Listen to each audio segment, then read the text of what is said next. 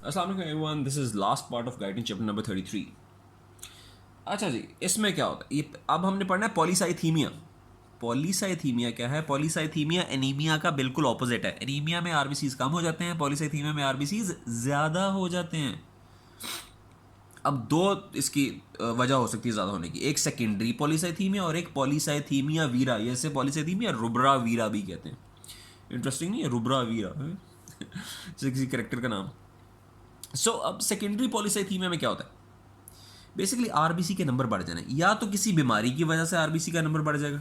ये polycythaemia rubra में genetic defect है जिसकी वजह से आरबीसी की प्रोडक्शन बढ़ गई है, ठीक है। या फिर आरबीसीज की प्रोडक्शन इसलिए बढ़ गई है कि आरबीसीज की ज़रूरत ज़्यादा थी, कम आरबीसी से काम नहीं चल रहा। अच्छा, अब ये दो वजह, इसे कहते हैं सेकेंडरी पॉलीसाइथीमिया। असल में काम बिल्कुल सेट है, मगर कोई और मसला हुआ जिसको कवर करने के लिए बॉडी ने कहा यार इस मसले को हल करने के लिए ढेर सारे आरबीसीज बनाओ यार, ठीक है। अब एक तो कॉज है हाई एल्टीट्यूड। हाई एल्टीट्यूड पे आपको पता है कि अगर आप K2 पे चढ़ जाओ, माउंट एवरेस्ट पे चढ़ जाओ और वहाँ पे जाओ तो वहाँ पे ऑक्सीजन लेवल कम है। अब एयर में ऑक्सीजन लेवल कम है तो वो बॉडी क्या कहेगी, ओ हो ये थोड़े से ऑक्सीजन को कैरी करने के लिए हमें तो बहुत ज़्यादा आरबीसीज की जरूरत पड़ेगी। तो बॉडी कहती है अच्छा चलो हमें तुम थोड़ी सी ऑक्सीजन दो, एयर को कहती है थोड़ी ऑक्सीजन दो, हम उस थोड़ी ऑक्सीजन को इस ढेर सारे आरबीसीज में भर भर के आगे ले जाएंगे। तो बॉडी बेसिकली हाई एल्टीट्यूड वाले एरियाज़ में बॉडी क्या करती है, आरबीसी प्रोडक्शन बढ़ा देती है। क्यों? क्योंकि बेसिकली हाई एल्टीट्यूड एरिया में डिक्रीज ऑक्सीजनेशन ऑफ टिश्यूज होती है, जिसे काउंटर करने के लिए bone marrow increase RBC production कर देता है। अब यानी कि किसी भी कंडीशन में अगर डिक्रीज ऑक्सीजनेशन ऑफ टिश्यूज होगी तो बॉडी आरबीसी उस ऑक्सीजनेशन को, डिक्रीज ऑक्सीजनेशन को काउंटर करने के लिए आरबीसी ज़्यादा बनाने शुरू कर देगा। अच्छा, same is the case of cardiac failure. Cardiac failure क्या होता है कि हार्ट बेचारा कमज़ोर हो गया है, वो सही तरह ब्लड को पंप नहीं कर पा रहा और उस ब्लड को पंप करके टिश्यूज़ तक भेज नहीं पा रहा। हालांकि ब्लड ठीक है, ऑक्सीजनेशन सही हो रही थी ब्लड की, मगर वो हार्ट ने पंप करके आगे भेजना है ना, वो भेज ही नहीं पा रहा, फेल हो गया हार्ट, तो कार्डिक फेलियर। तो कार्डिक फेलियर में भी आरबीसी प्रोडक्शन बढ़ जाती है, ठीक है। अच्छा, अब ये जो हाई एल्टीट्यूड वाला ये एक नॉर्मल फिजियोलॉजी है, इसमें कोई बीमारी नहीं है, नॉर्मल फिजियो, तो इसको हम कहते हैं फिजियोलॉजिकल पॉलीसाइथीमिया ठीक है। सेकेंडरी पॉलीसाइथीमिया भी है, physiological polycythaemia is a type of secondary polycythaemia, ठीक है। अब आरबीसी जब भी बढ़ जाते हैं तो विस्को आरबीसी आपस में ज़्यादा टकराएंगे भी और ब्लड की विस्कोसिटी बढ़ा देंगे, और जब आरबीसी प्रोडक्शन ज़्यादा होगी तो ब्लड वॉल्यूम भी ज़्यादा हो जाएगा।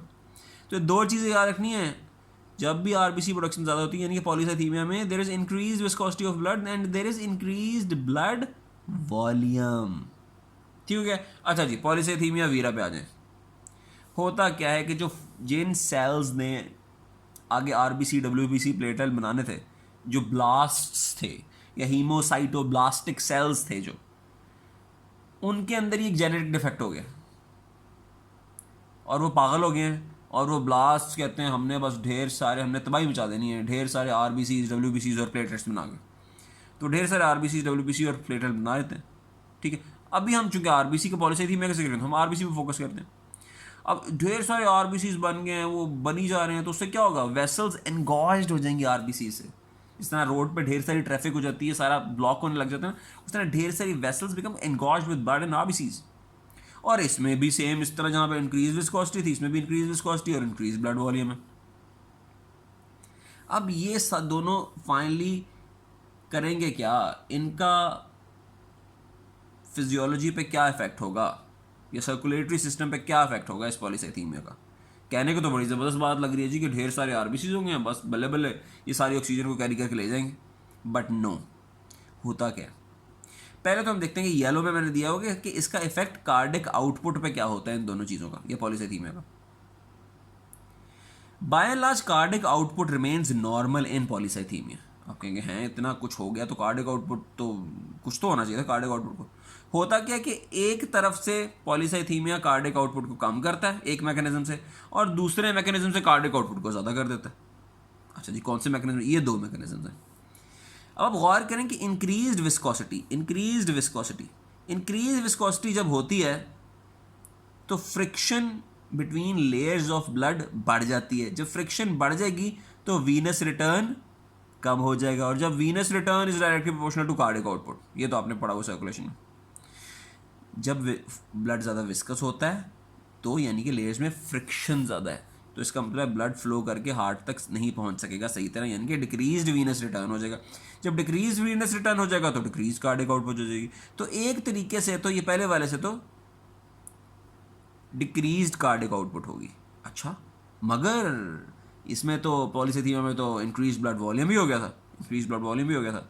तो इंक्रीज ब्लड वॉल्यूम की वजह से तो वीनस रिटर्न बढ़ जाता है, यानी कि वीनस रिटर्न बढ़ेगा तो कार्डियक आउटपुट बढ़ जाएगा। एक मैकेनिज्म वीनस रिटर्न और कार्डियक आउटपुट कम कर रहा है, दूसरा मैकेनिज्म वीनस रिटर्न और कार्डियक आउटपुट ज़्यादा कर रहा है, दोनों एक दूसरे को बैलेंस करेंगे और कार्डियक आउटपुट नॉर्मल की नॉर्मल रह जाएगी। ठीक हो गया। अच्छा, सेम इसी तरह इसका बीपी में भी ऐसे होता है कि या तो ब्लड प्रेशर इसका नॉर्मल रहता है पॉलीसाइथीमिया में, या फिर माइल्डली इंक्रीज कर जाता है अगर सुए पॉलीसाइथीमिया हो जाए। ठीक हो गया। अच्छा, इसमें सबसे इंटरेस्टिंग चीज़ कौन सी है जो पूछी जाती है, वो है जी ये एंड पे सायानोसिस। अब आप कहेंगे जी आरबीसी की प्रोडक्शन ज़्यादा हो गई है तो बंदा जो है ना जिसमें पॉलीसाइथीमिया हो वो तो बड़ा रेड रेड नज़र आना चाहिए। ठीक है, मगर कभी कभी रेड में नज़र आता है, मगर उसके साथ उसमें सायानोसिस भी हो जाता है। सायानोसिस तो ब्लूइश डिस्कलरेशन ऑफ स्किन थी। आरबीसी बंदे में ढेर सारे हैं, होना उसे सिर्फ रेड ही चाहिए, मगर वो तो उसकी स्किन तो कभी आप गौर करो तो ब्लूइश डिस्कलरेशन ऑफ स्किन हो जाती है उसके अंदर। हैं, ये कैसे हो जाती है? होता ये है कि कोई भी कॉज हो, जब विस्कोसिटी ब्लड की ज़्यादा होती है ना तो ब्लड फ्लो, फ्रिक्शन बढ़ती है। ब्लड किसी भी जगह से गुजर होगा तो बहुत स्लोली स्लोली स्लोली स्लोली गुजरेगा। जब स्लोली गुजरता है तो वो ज़्यादा डीऑक्सीजनेट, ये टिश्यूज़ हैं, ये ब्लड जा रहा है। अगर यहाँ से तेज़ी से गुजर जाएगा तो ब्लड सही तरह डीऑक्सीजनेट नहीं होगा। अब इतना स्लोली गुजरता है, इतना स्लोली गुजरता है कि ये टिश्यूज़ इस ब्लड से सारी की सारी ऑक्सीजन सक कर लेते हैं, और जब डीऑक्सीजनेट हो जाता है ब्लड तो डीऑक्सीजनेटेड ब्लड ब्लूइश डिस्कलरेशन देता है।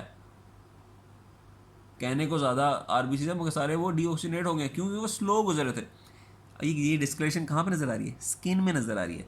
तो ये जो मैकेनिज्म है स्लगिश ब्लड फ्लो है, बेसिकली स्किन के जो सब पेपिलरी वीनस प्लेक्सेस है ना, उनमें से जब ब्लड स्लो गुजरता है तो वहाँ पे ज़्यादा डीऑक्सीजनेशन हो जाती है, जिसकी वजह से ब्लूइश डिस्कलरेशन ऑफ स्किन हो जाती है, जिसे हम कहते हैं ब्लूइश और पर्पलिश डिस्कलरेशन ऑफ स्किन, जिसे हम कहते हैं सायानोसिस.